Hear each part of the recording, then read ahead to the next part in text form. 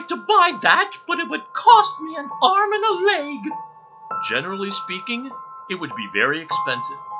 But since when do body parts have an intrinsic monetary value?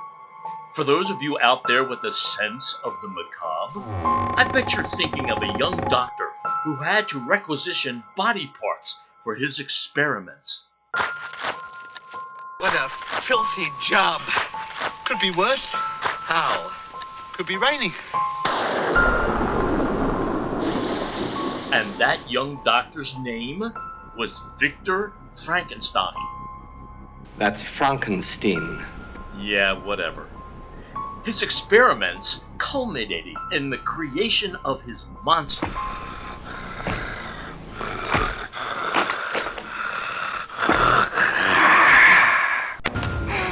Alive! It's alive! It's alive! Or maybe you were thinking along the lines of more current medicine.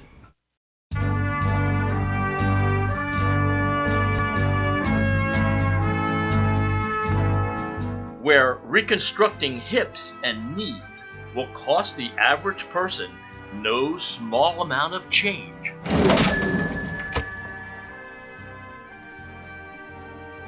But the idiom has nothing to do with medicine. It has to do with art. In the early 18th century, it was fashionable to have your portrait painted for posterity. That is, those who could afford it anyway. The style en vogue at the time was generally bust representations, meaning from the shoulders up. Because if you had more of you painted, that is, your arms, legs, and lower torso, that would have cost you more. Wow. I bet this portrait would have been expensive.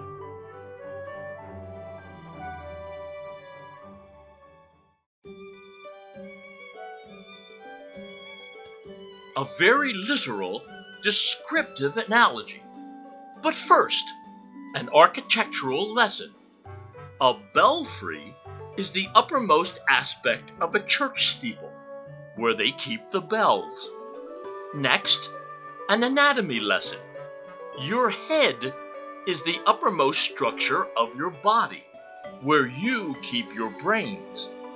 In nature, bats reside in dark, secluded caves. When alarmed, they have been seen to scatter and fly in a very erratic, non-directional pattern. In civilization, bats have been known to reside in the rafters of the belfries, and when alarmed, have been seen to fly in very erratic, non-directional patterns. So, when you become alarmed, and words fly out of your mouth in erratic, non-directional patterns, you may be referred to as having bats in your belfry. Hey, I resemble that remark. Yada, yada, yada.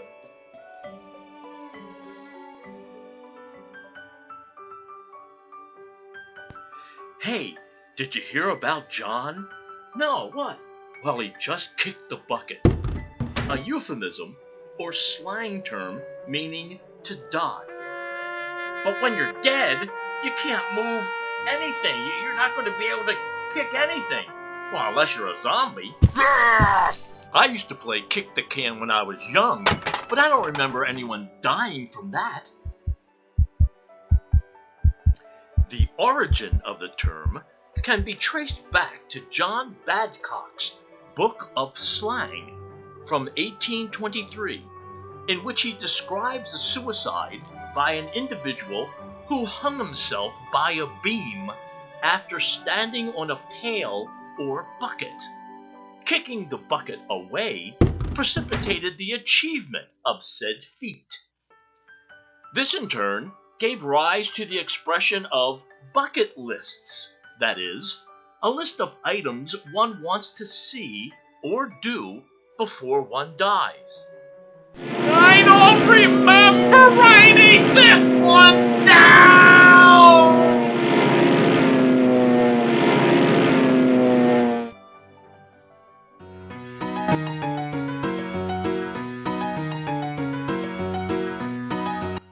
A theatrical expression used to wish the actor or dancer good luck with his or her performance. Theatrical types are well known for their superstitious beliefs, like not whistling in the theater, not quoting the final line of a performance during dress rehearsal, and not uttering the word Macbeth in the green room. Why? Well, that's more research in and of itself. It's also believed that wishing someone bad luck will have the opposite effect. It's hard to conceive that anyone would intentionally wish bad luck on a performer. You might call that the understudy's wish list. But the phrase to break has multiple meanings, one of which is to deviate from straight, or in this case, to unstraighten the leg by bending it. In toto, what you are doing by calling on a performer to break a leg is encouraging them to put on a good enough show that they will have to bend a knee, bow, or curtsy at the end in order to accept the applause from the audience. Don't tell that to John Wilkes Booth, Sarah Bernhardt, or for that matter, Nancy Kerrigan. Everybody skate backwards.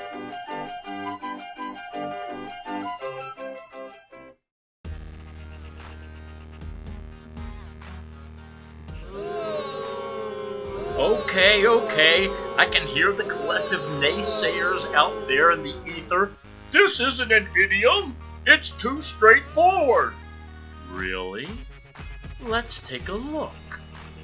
As most of you know, a clue is an insightful idea which ultimately leads to a solution. Not that kind of clue. To be clueless is more or less ignorant. But did you know that clue was not always spelled that way, nor did it have the same meaning? For thousands of years, it was spelled C-L-E-W and meant a ball of string or yarn. Now, you look confused, but curious. For further clarification, let me see if I can borrow from my friend Master Shakespeare a line from his 1602 play, All's Well That Ends Well, where he uses the thread terminology. If it be so, you have wound a goodly clue. Now is the etymology clearer? No. I would use an apropos phrase at this junction, but I'm saving it for the tagline. As I previously mentioned, the use of the word clue, C-L-E-W, has been around for thousands of years. One of the earliest examples is found in Greek mythology, within the story of Theseus and the Minotaur.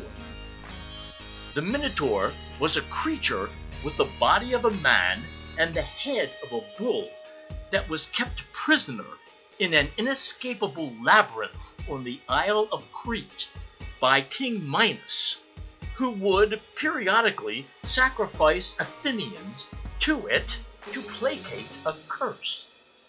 One such Athenian was Theseus, the king of Athens' own son, who vowed to kill the monster and end this ritual. Before the king threw Theseus into the labyrinth, Theseus fell in love with the king's daughter, Ariadne. Well, naturally, it wouldn't be a Greek fable without all the complications. Well, anyway, I digress. To assist Theseus in escaping from the labyrinth, she gave him a ball of string. After successfully killing the Minotaur, Theseus escaped the labyrinth because he had a clue as to the safe route. This same technology is still in use today by spelunkers and underwater cavern divers to establish a straight and safe line of travel. But now you know the rest of the story. In conclusion, as a wise man once said, wait for it. So don't be clueless. All you need is some string.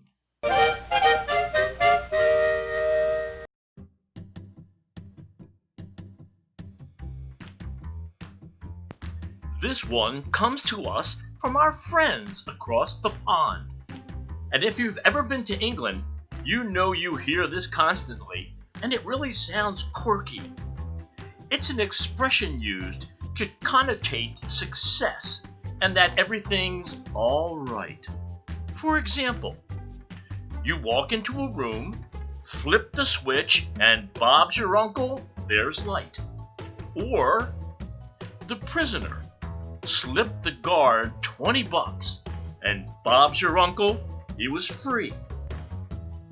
The reported origins of this idiom were traced back to Robert Gascoigne Cecil, the 3rd Marquis of Salisbury and 20th Prime Minister of England in the late 1800s.